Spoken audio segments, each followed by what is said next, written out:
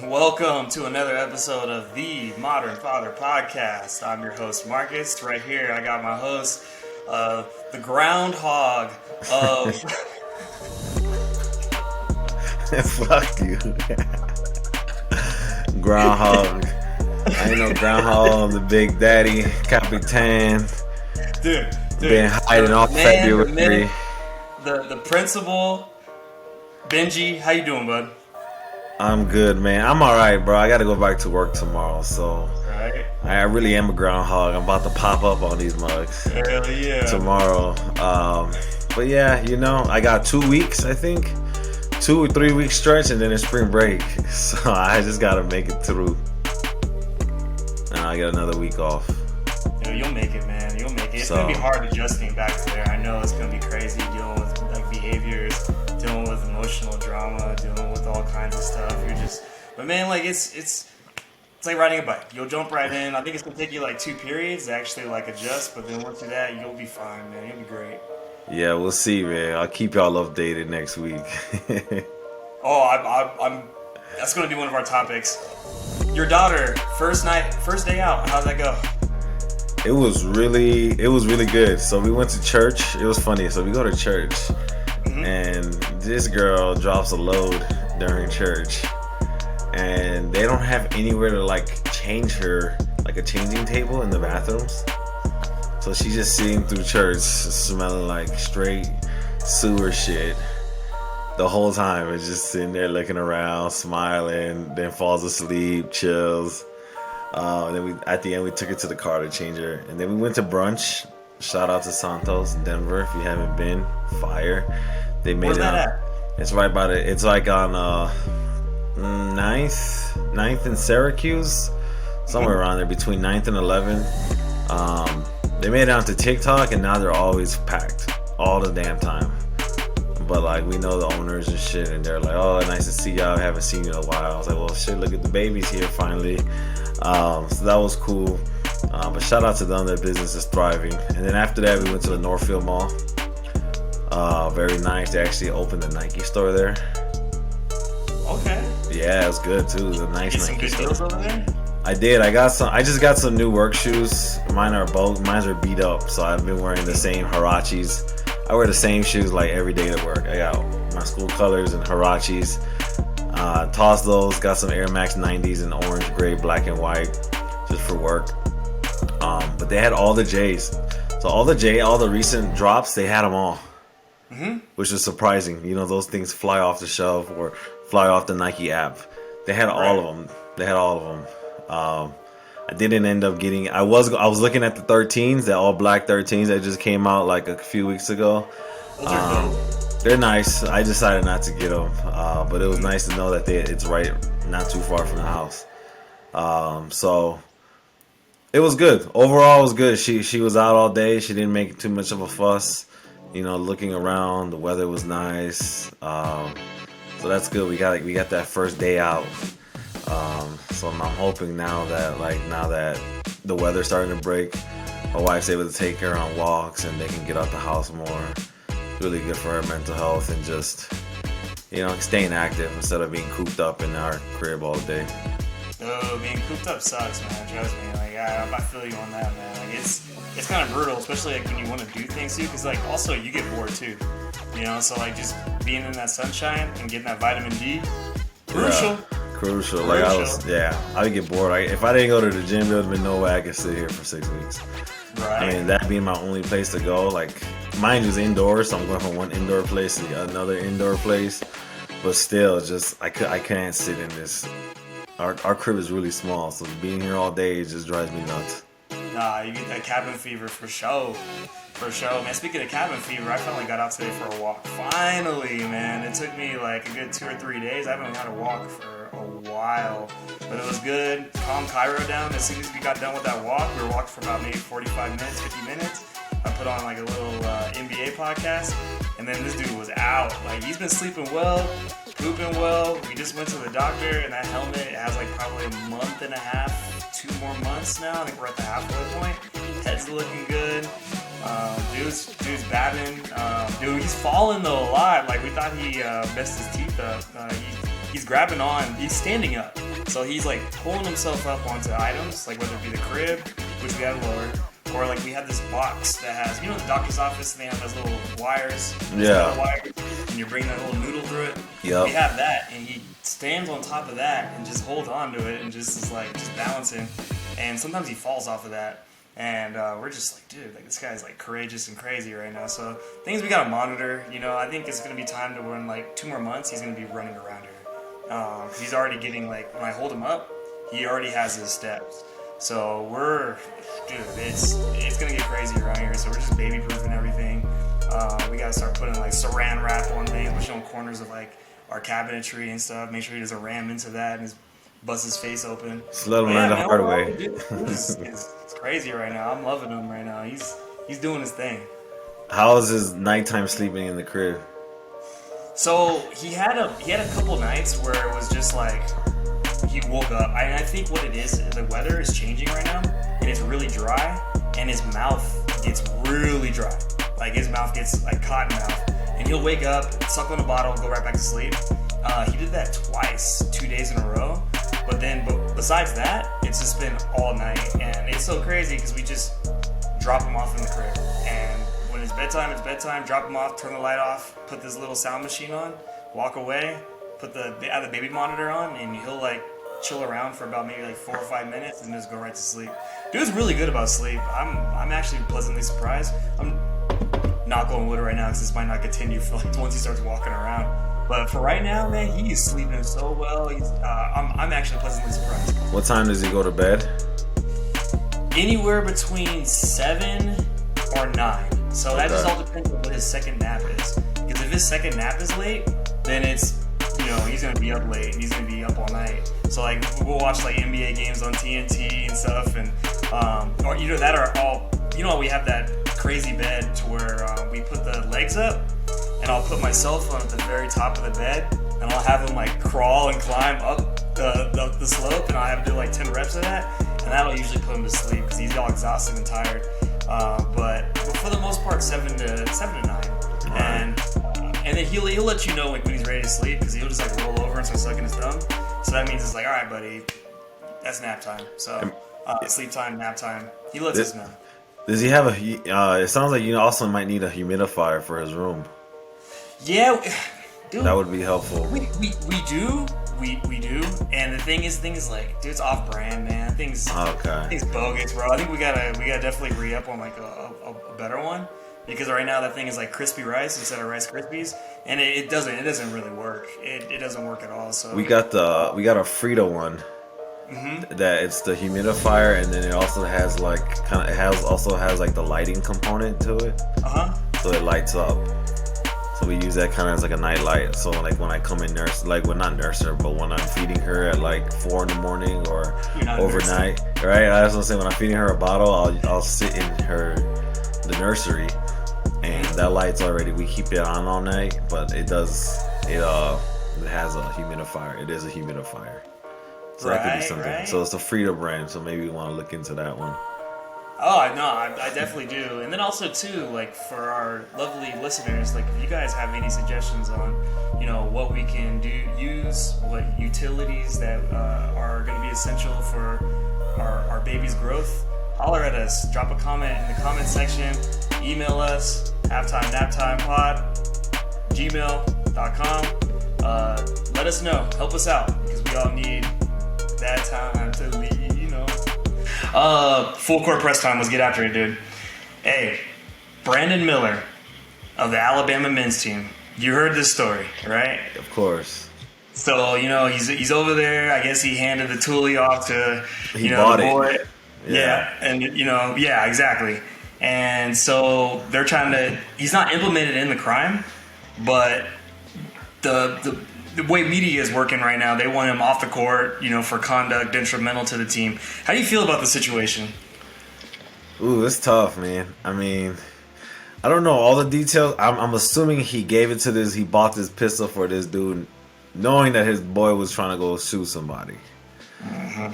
Right? So, like, that's a little intense. I was very shocked that he wasn't even suspended a game.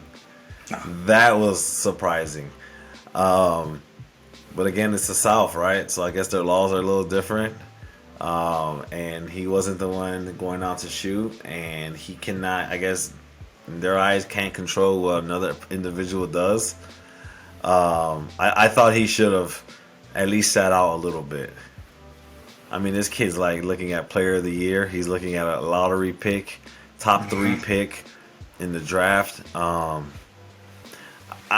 I know that's your boy, but I wish he wasn't in that situation to begin with. Right. Like, it's not come my on, boy, man. man. I got No, no I mean, affiliation. like, I know, like they're boys, like, you know what I mean? Right, Like, right. they're boys. So like, Right. that's the dude who did the shooting is not even looking out for your best interest.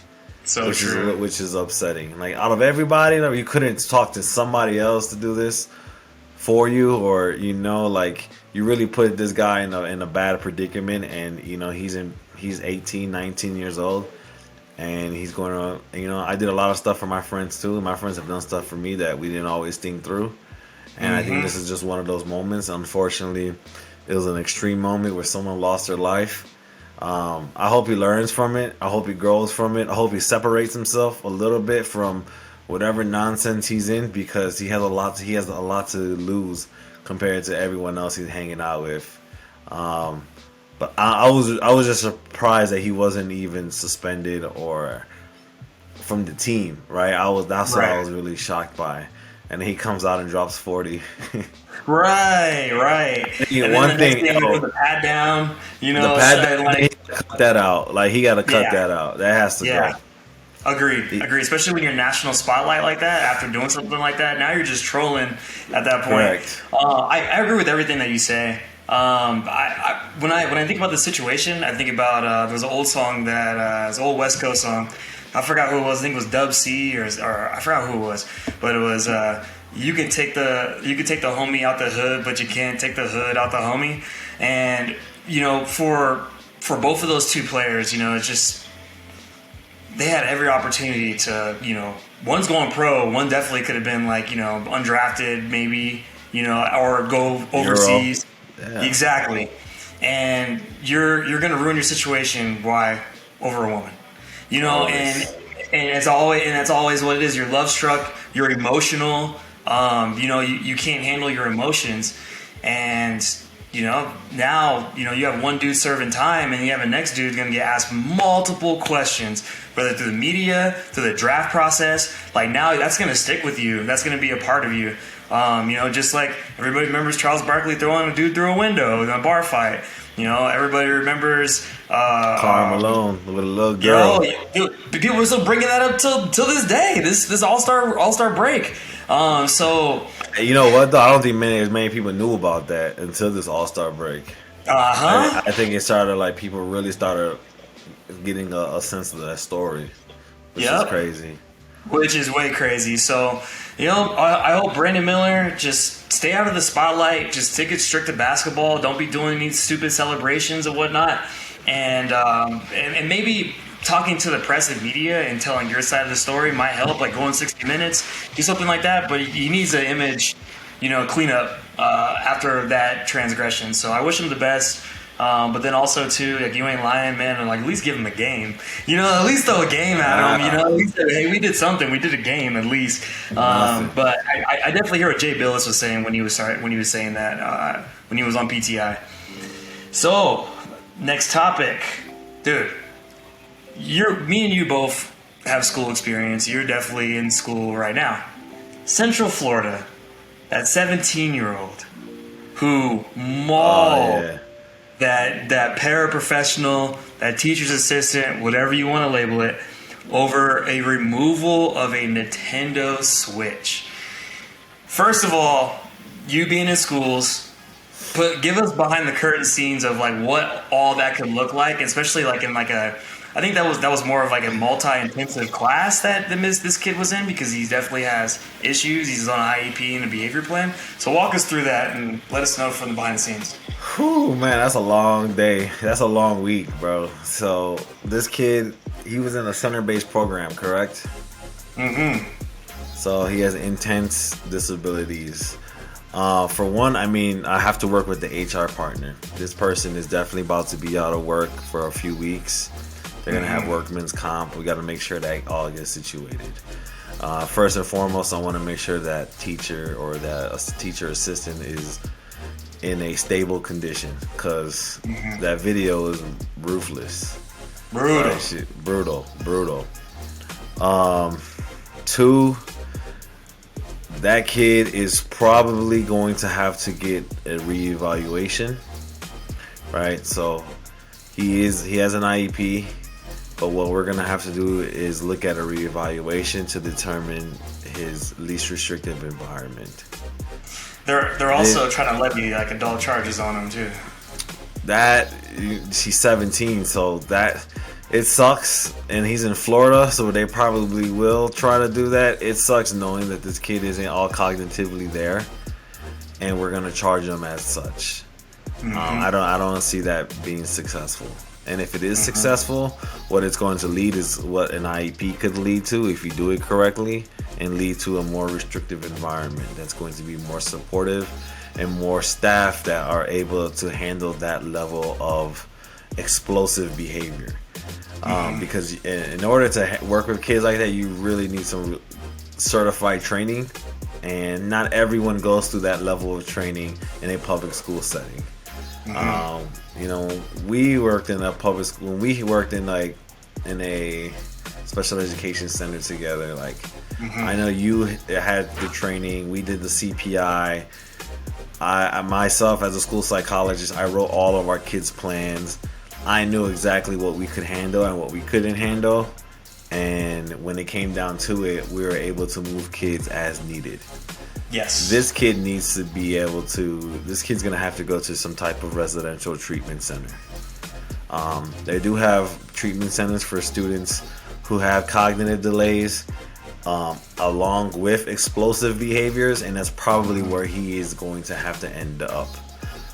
Because I can't putting a everyday typical paraprofessional teacher assistant in that type of environment is really rough. There are a lot, and unfortunately for public ed, usually the kids with the most needs work with the least skilled adults. They just kind of throw warm bodies at them. So this kid's gonna get suspended. They'll probably put, if they're in Colorado and Denver where I work, there's a maximum amount of days I can suspend, and if I need more, I have to petition for it. So if they have that option, they probably will. Because they're gonna have to do a lot of kind of media control, mass control, calming everyone down. It's a very traumatic event to happen when you have an adult getting beat up by a 17-year-old. They're gonna have to have a meeting, so they have this meeting called manifestation determination. Yep. Because he'll probably exceed the limit of 10 days. They're probably gonna suspend the kid for 10 days. Oh yeah. Give him 2 weeks. So because of those 10 days, you have to have a manifestation meeting to see, did this kid do this as a result of their disability? I don't know the student, but if you're telling me they have a cognitive delay, they have a history of being explosive and aggressive, it's probably, by 17 years old, it's probably all in their IEP. If you look at their file review. So it'll probably it'll probably say, yes, this is a manifestation of this kid's disability. Now we're gonna have to go back looking at the IEP to see what changes can we make in order to better serve this kid. And if you're already in a center-based program, you kind of maxed out where you can be in a typical public school. So you're gonna have to go to some type of specialized school or a program, and if your state or your district doesn't offer that, then they have to pay to send you somewhere else in order to get those services. That person will probably end up quitting their job. I can imagine it's going to be very hard to want to walk back into that type of environment. Oh yeah. And it sounds raw, it sounds harsh, but then everything else is just going to continue to move on. But that's kind of like what the steps are going to look like for this particular situation. It's unfortunate. I've worked with some kids I've worked with a lot of kids who are explosive. Most of them are younger, so they weren't able to inflict that type of damage. But man, I've been bit and kicked and had desks thrown at me and chairs. I've had attacks from the back. Kids jump on my back, try to choke me. I've had that. And it's. I mean, you've seen me in my office when I had my office next to the center, and I can think of a kid right now in particular. Oh yeah. Who would explode on me, and we would go round for round. With Jake Paul in there, right? And I'm going at it with this. But you're not losing. I'm not losing, like, no, dude. Like, and I gotta keeping track of all the restraints I'm putting them in, and how long it's taking, and talking to their families, and this kid's threatening me. He's gonna murder me. He's gonna murder my family, and say all this craziness. But yeah, dude, like 17-year-old kid like that. That's rough. That's rough. I felt bad for that person. Rough. Then in classes, when students are that age, it's that's what they say, like the school to prison pipeline. Because like when you're not getting the help. Here's the thing. I don't think it was like more the help. I think it was more of if a kid has a Nintendo Switch and this kid is playing with it, and this kid has violent tendencies or has been in a position where this kid has, hurt somebody before, let it go. Like there's certain things like, and I like what you said. Like sometimes you have to pick your battles. Choose when to win, choose when to lose, and that one is there. Is just hey, call the parents. Like make sure Johnny's not bringing their Switch or any kind of entertainment systems anymore. Like he's playing it right now. I'm not going to take it from him. I'm not going to do anything about it. But make sure he doesn't come to school with this anymore. Because like snatching items, especially nowadays, and this all too well. And this is my biggest battle, and this is the reason why I don't want to be in school anymore. Is snatching phones is the most annoyingest part of that job. I used to be like, teacher would be like, hey, like, Mr. G, I need you to snatch this kid's phone. I'm like, I'm not taking this kid's phone. I'm going to ask him to give it to me. And if he doesn't give it to me, then, hey, I'm just going to call his parents and let his parents know, like, hey, like, he's going to have, detention or refocus or whatever we want to call it, whatever you want to label it, is because he's not giving me his phone. If he's going to willfully hand over his phone to me, good. But I'm not going to sit here and take anybody's property away from them, especially when policy in the school says that you can have a cell phone. Now, if your policy says like, hey, before you go to classroom, drop the phones off, and there's a problem there, then of course, then there's going to be a problem. But I'm still not snatching anybody's phone. That's still somebody's property, and especially a high school student at that, because they become like you're dealing with grown people at that point, like not physically in mind, but like body. I've seen some huge high schoolers, massive, and this kid was like 240, 250. So you're fire at that point, and I think that we need to make better decisions if we're going to be like pulling things, and just don't snatch. Talk to the kid, and then also too, where was the communication at? It was like, hey, student, hey, we're doing this right now. We're going to give you 5 minutes at the end of the classroom to play with this. So just once you do your work first, finish your work, and then we'll give you some time to do that. That's how you handle things. You don't go up and snatching anybody's property, and especially where tendencies and needs. You just don't do that. And that's where I say, like, typically the people who need the most support have the least skilled adults around them, because I know how I would have approached that situation. That kid just didn't snap. There was a build-up, right? If I asked you already, because you just didn't walk up and snatched. You asked them, right? And the kid probably told you, F off, or I'm not doing this or nothing. And then at that rate, again, knowing their history, knowing who they are, knowing how they operate, that's when you're like, you know what? Fine. You're going to win. What is it? Like, you might win this battle, but you're not going to win the war. Exactly. Right? So that's where I take the battle over to your parents and say, hey, tomorrow I'll make sure Johnny doesn't bring his Nintendo Switch. We're having a real hard time getting it away from him. We do know he has a history of being violent, and we're not trying to get him to that level today, because he does lose. I mean, again, whether it's adult error or whatever it's caused, he inflicted damage to somebody, he harmed somebody. Now he has to see those consequences. But I do believe it could have been avoided. Big time. If you just, when people keep pressing the issue, whether it's that from the directive of the teacher or the expectation of the school.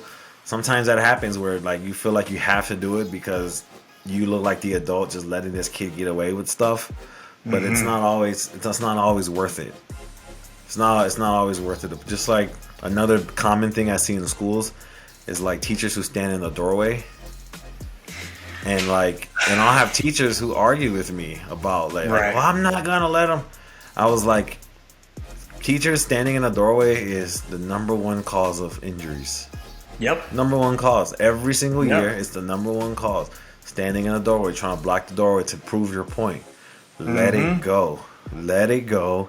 Don't get hurt. Don't put yourself in a position to get hurt. This is not a power struggle. Let it be. Fight the battle with the parent. Yep. Call the parent. Communicate with the parent. This is what was going on today. And I still, like, people still be like, I hear what you're saying, but I'm still going to do it. I'm like, Ego. bro, like come on, man. Like, you're not helping the situation, man. You're not helping.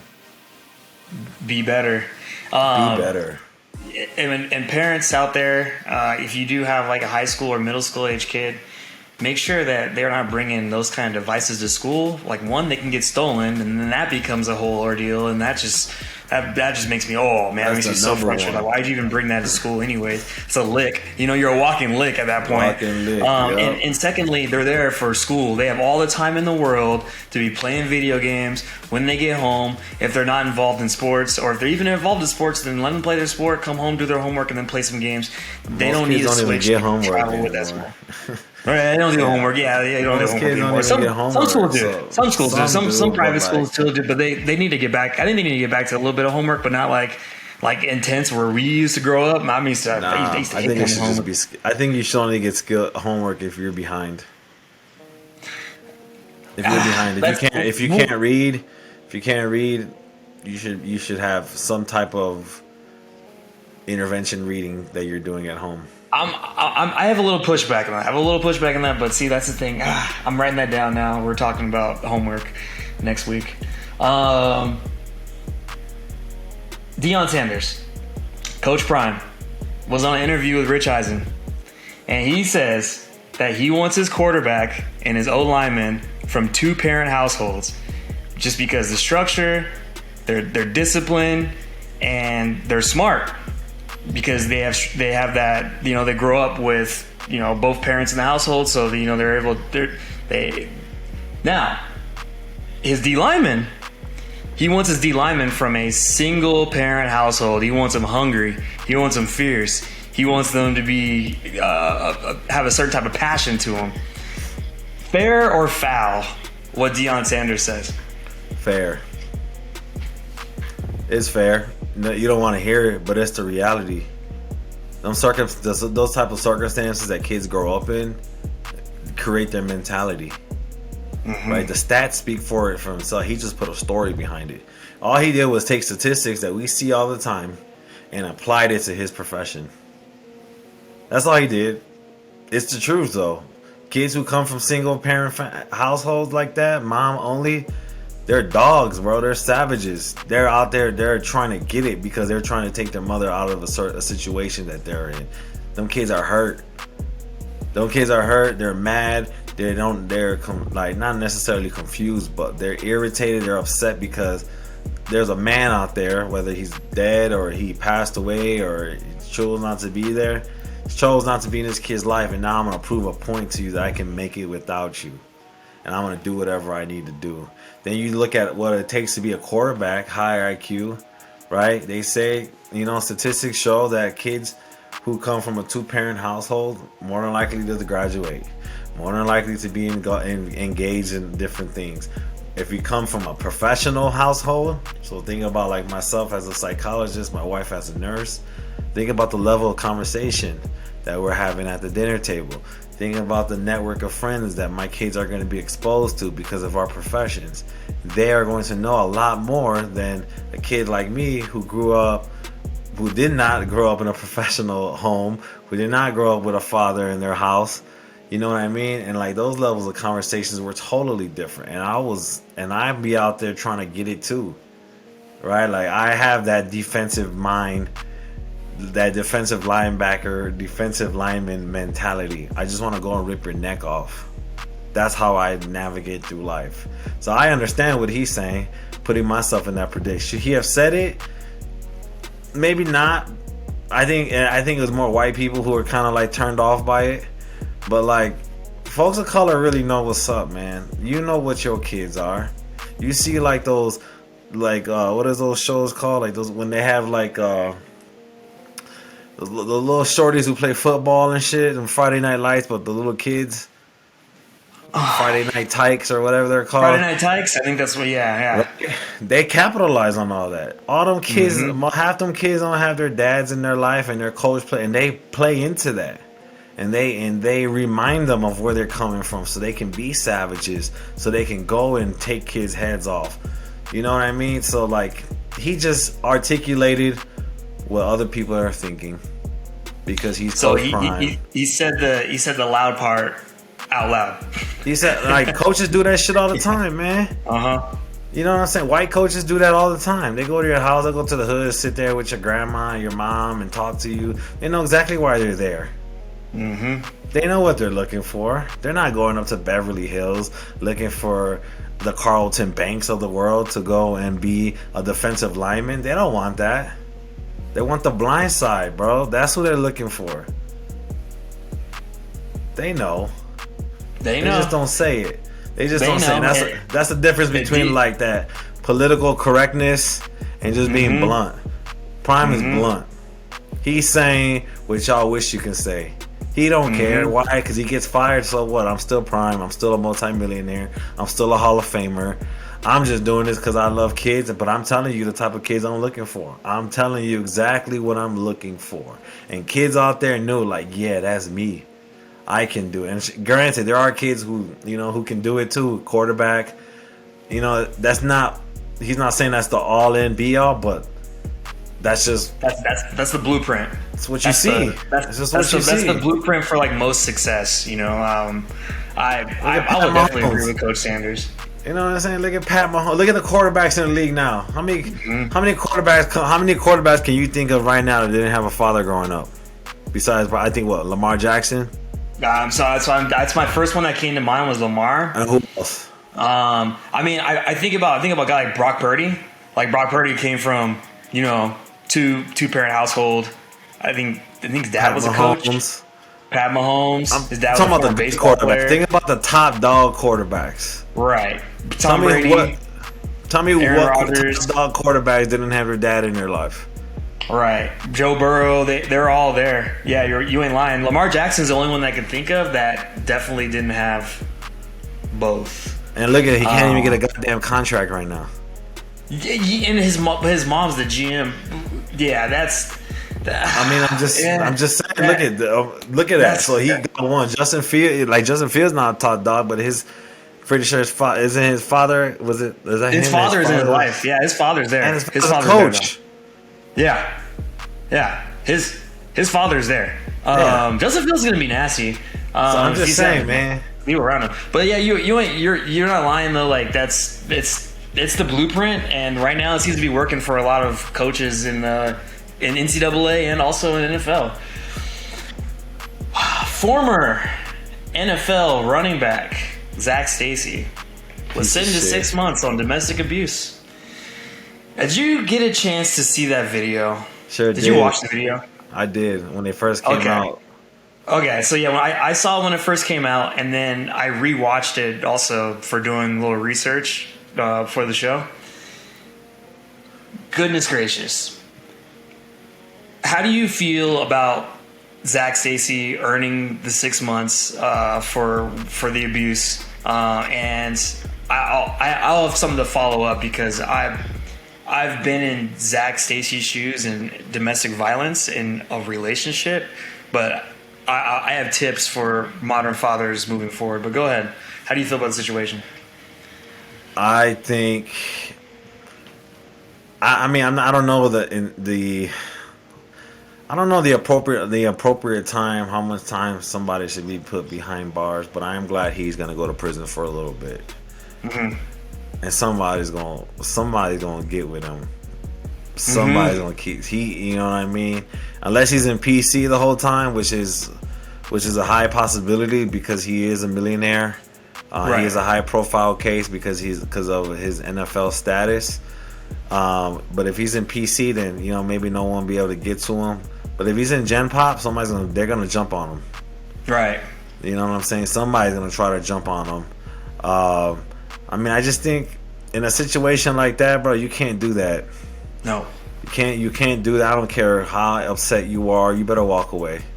Yeah. You gotta walk away. You gotta, and like I tell my boys all the time, like you're never going to win that battle. You're never going to win that fight. As soon as you put your hands on that woman, you lose, bro. Whether she hit you first, doesn't matter. I don't care. Especially for someone like that. I mean, this dude's about 230, strong as hell, just flinging this woman around the crib in front of the shorty.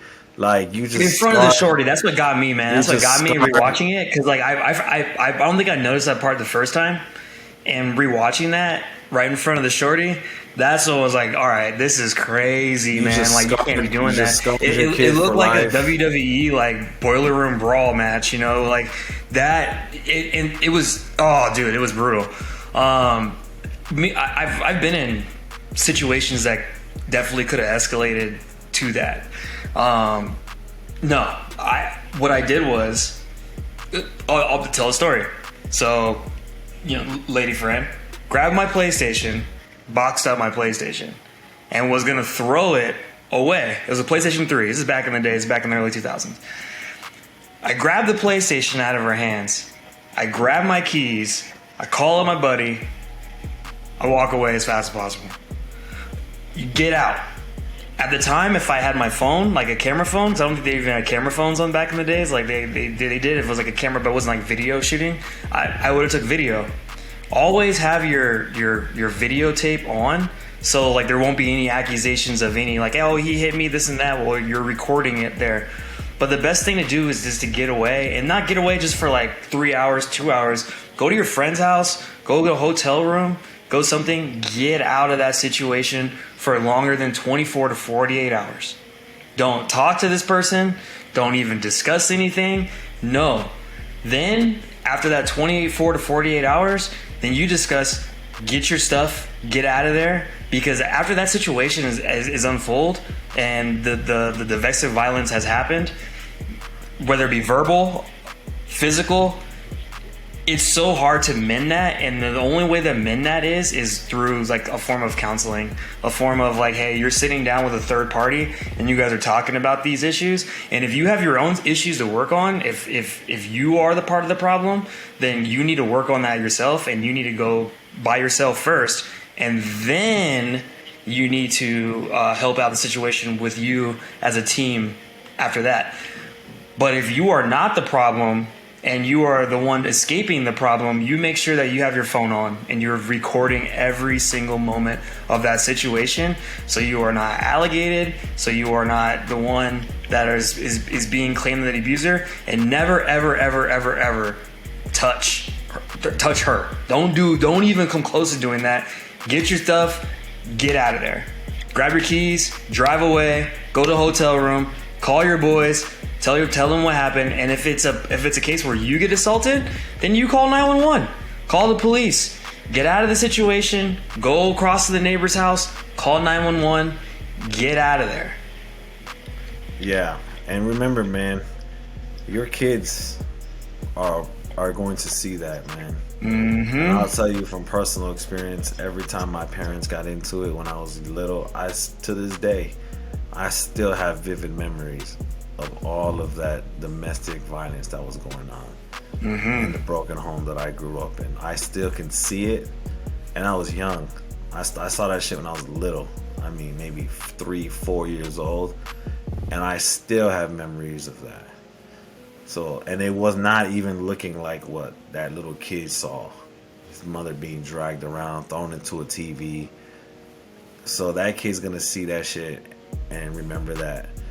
And if he doesn't get it taken care of, you know what I mean, that's gonna stick with him for a long time. Yo, work with your mental health, man. Hey, thank you for sharing that, dude. That's just crazy. Like, definitely work on your mental health, because like that's PTSD. That's PTSD. That's what it looks like. That's what it is. That's trauma. And that trauma, you need to take care of yourself. That's why we here at Modern Fathers, we're constantly telling you to invest in yourself.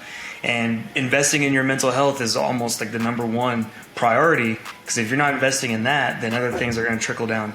Everything starts with how your mindset is and how your mental health is. And if your mental health is struggling, if your mental health is failing, then everything around you will fall apart and crumble also too.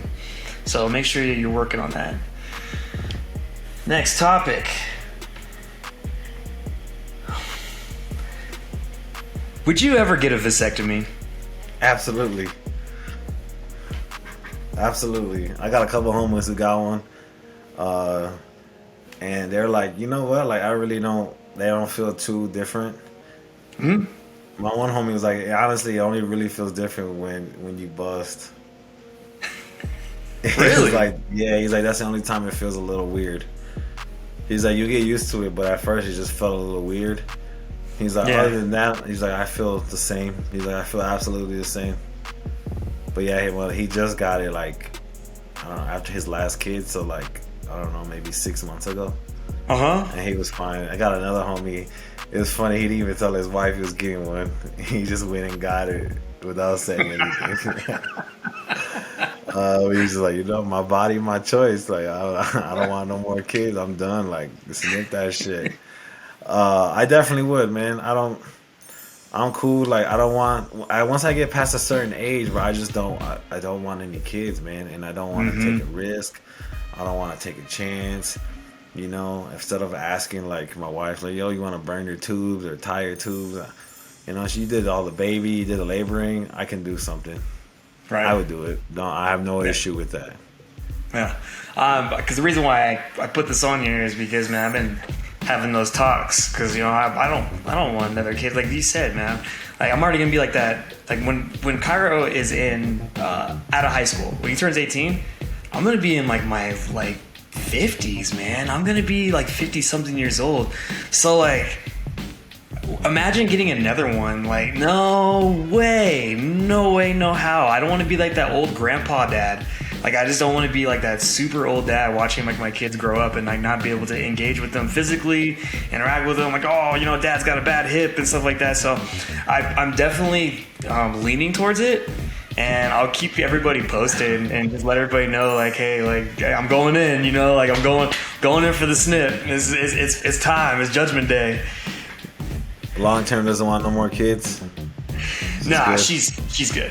She's good. She even said it too. She's like, hey, this one right here is good enough. And also too, like, I don't want to reset the clock on like me even like have to do this again, or like her turning around and have to do this again. It's like, no. I'm so good on this portion. Even though like right now, like thinking and plotting and brainstorming about the next steps of my life. And definitely, dude, it's looking really good right now, especially with like entrepreneurship. I don't think I can get another W-2. I don't think I can ever fill out a tax form anymore and have a W-2 on anymore. After like what I'm experiencing right now and the opportunities that are out there, I don't think I can actually be a W-2 worker after this. Like, and I got another year and a half before he starts. We'll probably get a bit of part-time daycare so we can get the socialization, but I don't think I'll be earning another W-2 in my life again. I think I'm gonna go my own way because the man, dude, I'm tired of being such a great worker making other people money. You know what I mean? I thought about it. I thought about it. How much money did I bring somebody? I feel the same way. I had these conversations. I got a friend. She just went into private practice as a school psychologist. And I was like, man, you inspire me. I was like, I want to do that. I was like, I want to go into private practice and I just want to do therapy for kids. I want that to be like a big part of my life. I thoroughly enjoy therapy with kids. It's just I still have to do get these 3,000 supervised hours. Then I got a lot, and I'm getting I'm going through this principal program right now, which is nice because I'm not paying for it. So I definitely got to finish that off. And I do want to be a principal still first. I'm like right there. So I feel like I gotta at least try it, and if I suck or I hate it and it sucks, I can at least say I tried it. Right. I have to do it. I have to get there. You're not gonna suck on it, and whatever you do, don't have a backup plan for it, so you know you're just leaning all in. You know, like you're just definitely. You're giving all your maximum attention of it. You'll be good at it. It's just like with any situation. Like if you have a quarterback who's in a sucky situation, like Justin Fields, if he was play for the Patriots, he would be in a much better situation than he is right now with the Bears. I know the Bears are turning things around, but you know it's all about your situation that you put yourself in. I think you're gonna be fine.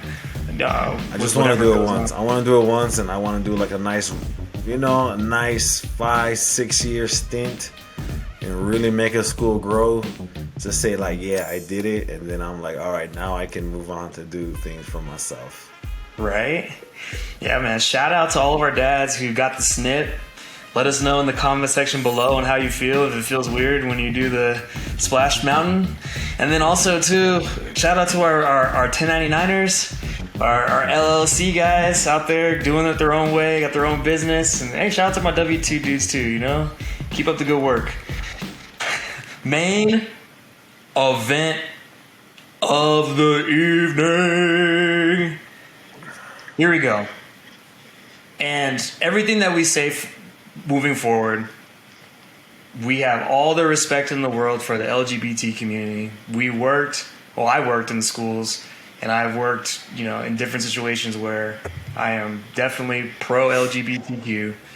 I know Benji is definitely pro-LGBTQ, and especially the psychology background, so he has dealt with students and talked to students on a one-on-one basis about these things. So don't try to cancel us. Don't try to fire us just because we're talking about a subject that is so taboo. And then it's a subject that needs to be talked about. It needs to be talked about, and we're not going to come out of a lens where we're this angle, we're that angle. We're coming at a lens where we want to understand, especially have this from a father's perspective.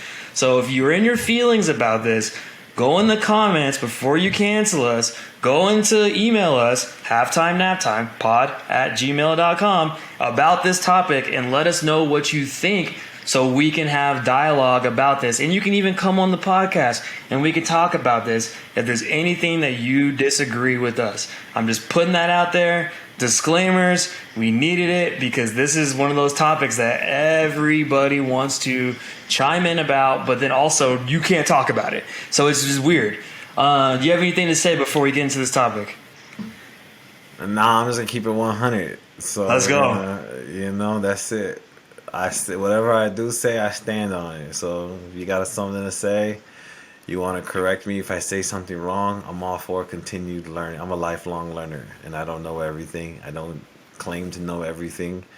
I feel like I am a very empathetic person, and I just want to continue to grow and learn just like everyone else.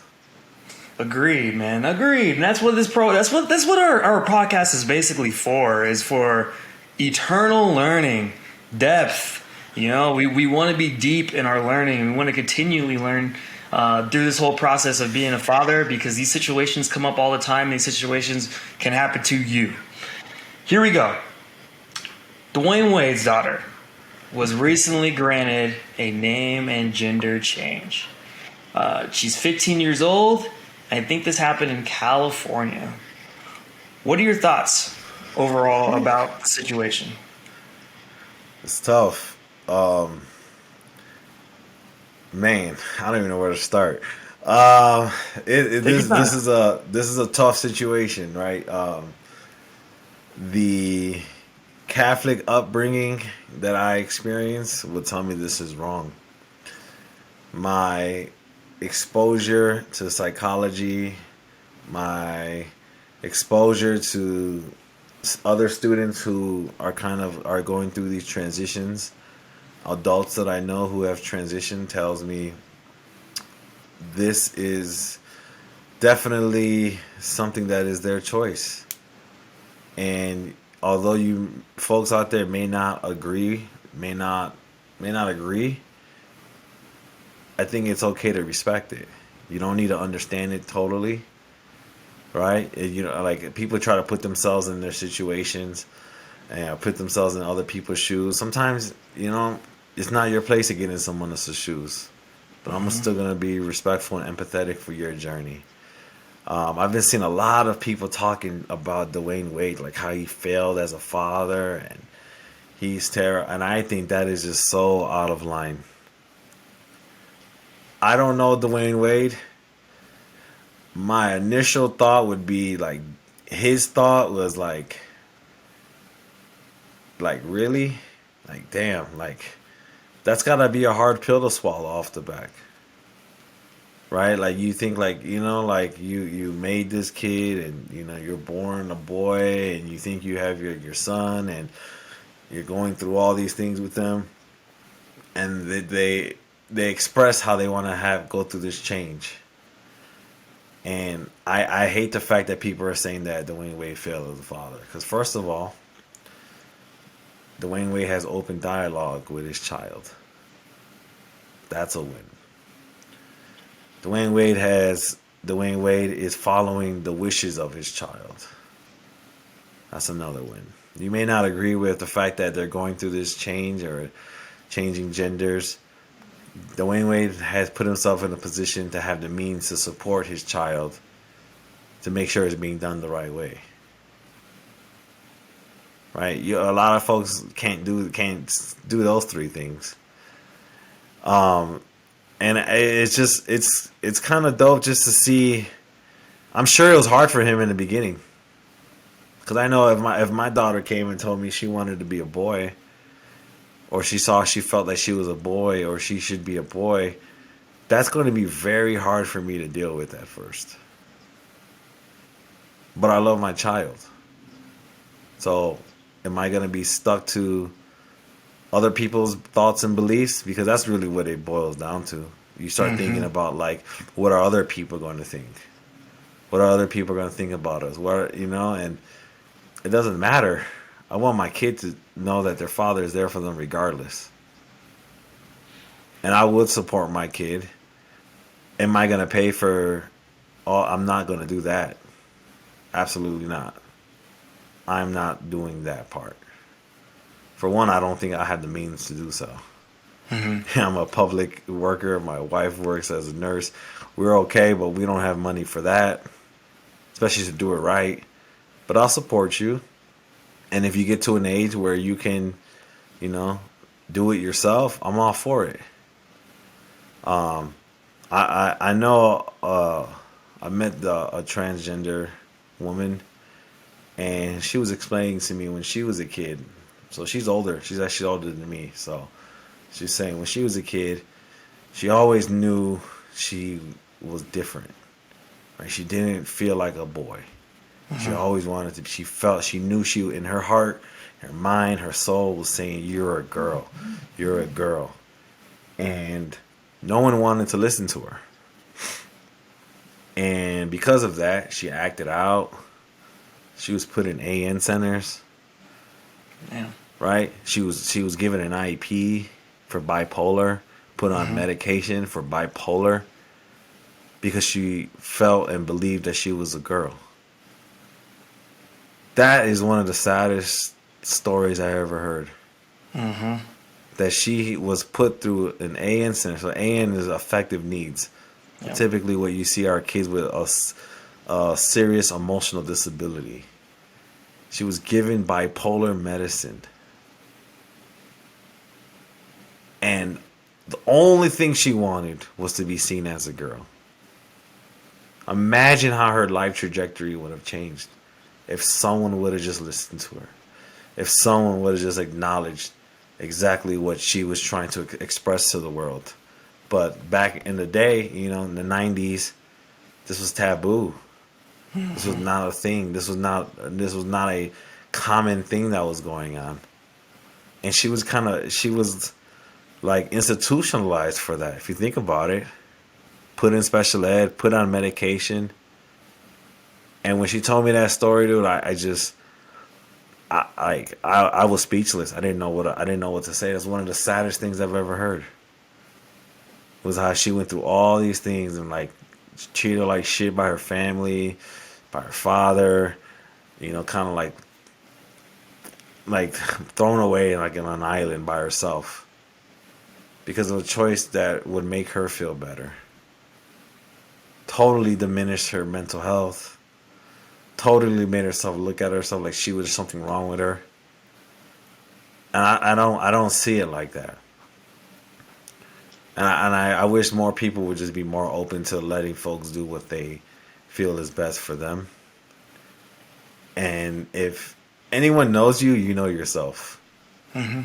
So if you're telling me this is who you are and this is what you do and this is what your heart, your mind, your soul is telling you what you are, then who am I to argue with you? It's true. So the one thing is like I'm not putting funds towards that. So my child ever came towards me, you have my full support.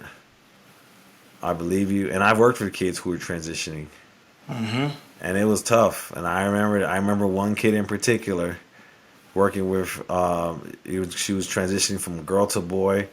She was already taking hormones in 6th grade, transitioning, and she knew. It's like this. She's like, I didn't want to be a girl anymore. I'm a boy. Right. This is who I am. This is what I'm never going to regret this. And there were times he had some tough days.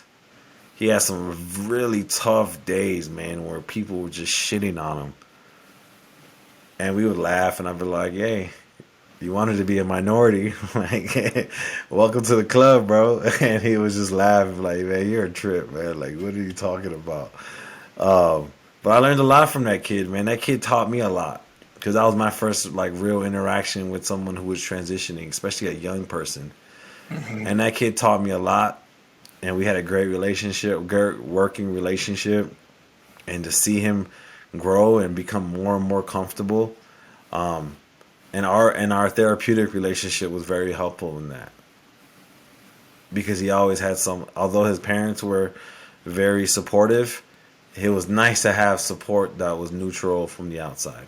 Yep. And just helping him through the tough days of people trying to make fun of him. People kind of gasping at him when they would see him, or if he ran into someone he hasn't seen in a long time and they remember him as the little girl and now he's presenting as a boy. That was a big deal. And I just felt for that kid. I just wanted to always be there, just to be a listening ear and to learn and grow, man. Like I said, that kid taught me a lot about empathy, a lot about myself, challenged the kind of those negative thoughts negative ideals that I was raised by, and really pushed me to be a open thinker and just better. Mm-hmm. I feel like I'm a better person because of that interaction with that kid. I had a deeper understanding of someone who was just different than I was. And there's nothing wrong with that because that's what made them unique. Mm-hmm. Yeah, man. That's an amazing story. I'm the same way, man. It's 2023. Let people live, especially, if she really wanted this and if she felt like she wanted it that bad, Dwyane Wade's going to be the guy to listen to his kids. I mean, if you look at like Zaire Wade, like it looks like, he came from like a really good upbringing. If you look at most of his family, they seem just like happy-go-lucky, good people. And that's, there's a lot of people that are wealthy and their families are just, you have little kids that are snots, or, you have like parents who are just like absolutely horrible and crappy to their kids, don't pay attention to them, let them get raised by a nanny the whole time. I've seen it go multiple different directions, especially with people with wealth. People with wealth are always like the craziest people, but at the same time, like I am completely okay with whatever's going on. I just think that what you said with the outside, the culture, him being a black man, I think that's why people on the outside who aren't in Dwyane Wade's household, they don't understand. And especially the ones who don't understand, have never been around somebody who is transitioning or somebody who has transitioned and actually heard them out and recognize that they're just people like you and me. They're just the same people. And they might have different ideologies, but at the same time, they're still people and they still have feelings. They still want to have fun. They still want to live life to the fullest and have goals and aspirations. And those people who are not in Dwayne's house and who are judging them are the same people who go out and judge like people like the Passport Bros, the people who date out of the community, people who They're not even in their own kids' lives, and they no, want to talk about they're man. not. They're not. They're not. And also too, they hate already on the LGBTQ community already. You know, they already have a stigma of what, you know, it is to be LGBT. Maybe somebody came out in the closet and they're like, oh man, you know, like they're the ones that are constantly saying, you know, that's gay, or, you know, like you're using the F word, and, you know, all that stuff. That kind of negativity, at least, you know, part of the black community, because, like, you know, I grew up in that stuff, man. Like, to where, yeah, you do anything, like you put on a dress or something, man, like you're basically ostracized. You know, that's why a lot of blacks, especially in the '90s and early 2000s, stayed in the closet, is because of how they're treating Dwyane Wade. You know, and black men get it the most out of everybody. So I mean, shout out to Dwyane Wade. Shout out to his family. I know his His ex-wife, baby mama. yeah, she wasn't too fond of what went down, and I know they had a difference of opinion, but at the end of the day, you have to listen to the kid and make sure the kid is going to be given a path of success. And like you said, I couldn't imagine if like they didn't listen to her and the other issues that will come with that. I mean, possible, because like they say, like, you know, you're higher risk for suicide risk. You know, SA risk. I don't know if you say that on YouTube, but SA risk when it comes to those when you have LGBTQ kind of ideologies. So shout out to them for helping that out.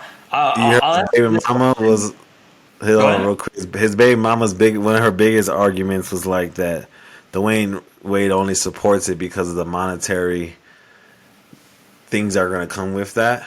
Dude already makes millions of dollars. And then Exactly. so then would you say that Magic Johnson's kid? Like, so Magic Johnson was like, hey, well then, you know, if you're gonna be gay, I'm gonna make money off of you and make millions of dollars. No, that's the dumbest. That's ignorant. That's dumb. That actually made me mad out there. I did see her in a Puma commercial though already. Well, I mean, when you're also Dwyane Wade's daughter too, you're also gonna get like hyped up in love. I mean, look at LeBron James's kids; they're on the corner of everything. I mean, even like Scottie Pippen's kid, you know, was getting like love. When your parents have done something, you're gonna get doors open to you from multiple different directions. And then now she's a spokesperson for the LGBTQ community. So like, why not like give her like different kind of deals? I mean, like if you think about like someone like Greta Thunberg, like, you know, since the age of like 12, 13, when she was advocating for, you know, pollution and for climate change, like, dude, she became the face of that. So then, you know, they try to give it to younger people and to get younger people on the board so then they can grow up. And then, yeah, it's a monetization thing for sure that's involved in it. Yeah, that was her big claim, though. But I you know, like I said, man, I'm derail overall, you know, you got to support your children, man. And exactly. Like I said, that to me, the most impressive thing is having that level of a relationship to where you're able to have a real conversation like that. Yeah. So knowing, and I'm sure it was hard for Dwyane Wade to hear it, just as hard as it was for his daughter to deliver that message. Mm-hmm. You know what I mean? But the fact that they're navigating through it as a family still, it's beautiful, and that's all you can ask for. Because, like I shared earlier, most people don't have that, and when they don't have that, it can go a lot of uglier ways. So true. So I'll ask you this question where I'm asking you like two questions, and we'll make them kind of quick too. Do you think the internet and like the media like influence a lot of young children decisions on the subject matter? I mean, I think you have your pockets of people who follow fads. Mm-hmm. right? I think you do have those pockets of people, but I do believe most people are being their true, authentic self. But you do have a pocket of people who just want to do whatever is trending, right? Like Hmm. people, I've heard that like, oh, people say LGBTQ plus community is trending right now, and there are people who are trying to capitalize on that, Yep. who are truly do not have the same thoughts, feelings that someone who is truly a part of that community feels. Hmm. 100%. But I wouldn't say that's the majority. And I would say I agree.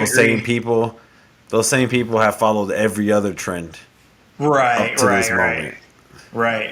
Yep. And those are like the bots of the world. I call those bots, because they just whatever they see on social media, they try to adapt into their own lives instead of adapting their own persona, their own personality, and making their own way.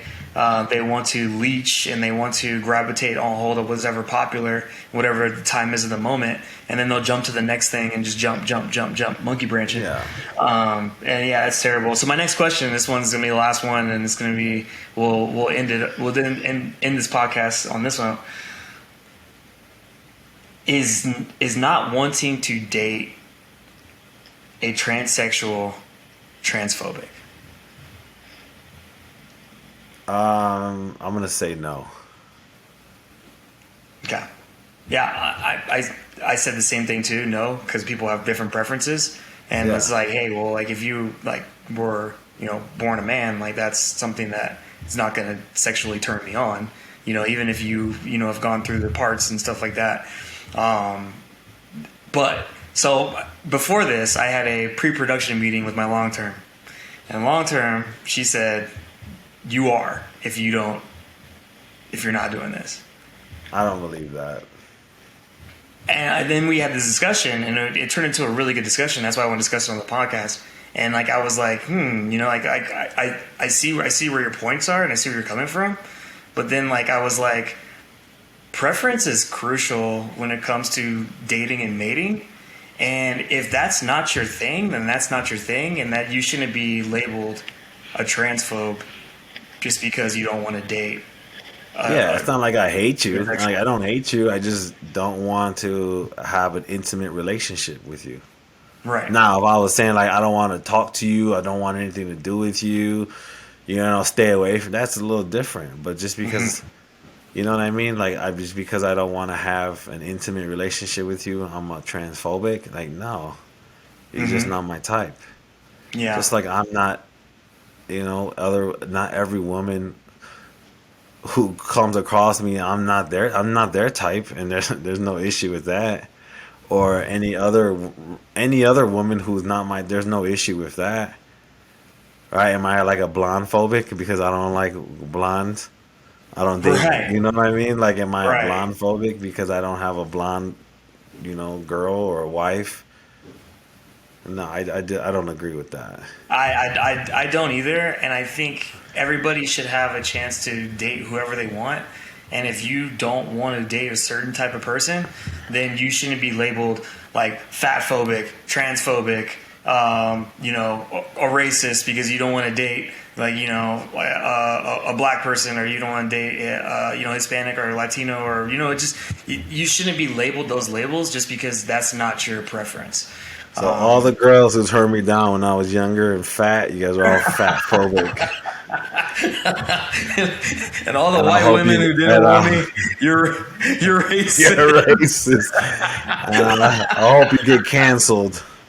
I hope you get canceled from everything. I hope they even cancel your Right. Netflix account, HR everything. departments, listen to our podcast and Yeah, storm the office.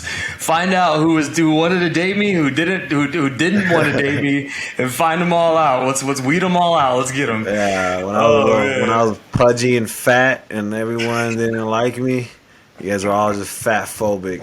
Right? Oh, you don't like my mega mind bald head? You guys Yeah. are bald phobic.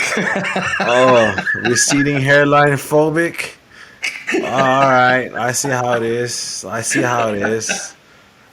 Nah, man, just treat people with respect, bro. Like when you talking intimate, man, like you said, there is a preference, and that's Exactly. okay. You can have your preference. You can like what you like. That's what makes Exactly. everything better. I agree 110%. And let's end it on that note. Remember, like, subscribe, comment, email us, halftimenaptimepod@gmail.com if you want to continue the discussion. Any last words, Benji? And after you do all of that, make sure you go into the bathroom, you turn the water on, jump in the shower, and wash your ass. Preferably with a wash rag and loofah while listening to us on anywhere you get your podcasts, especially we're on Apple Music now. Let's get it. Have a great night, everybody. Peace.